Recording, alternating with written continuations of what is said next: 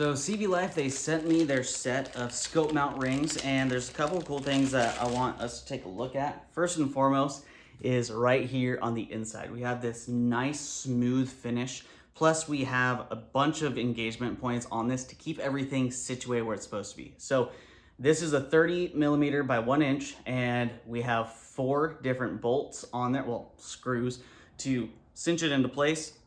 And then on the bottom for your Picatinny, we have our 2 right there. If you look at it, you also see that we have the torque settings on there, so you don't have to go through a manual if you ever switch these out or are looking for something.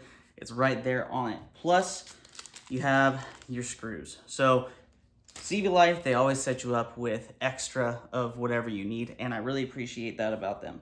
Overall, they are not the lightest Picatinny mounts that are out there, but these scope rings, scope mounts, whatever you want to call them, they're stout enough to keep everything secure, which is really what matters. So if you're looking to get yourself a nice set of scope mounts that has everything on there to make it super easy to use, a really nice smooth finish so that you're not damaging the scope whenever you take them off and put them on, then these ones from CVLIFE, they are the way to go.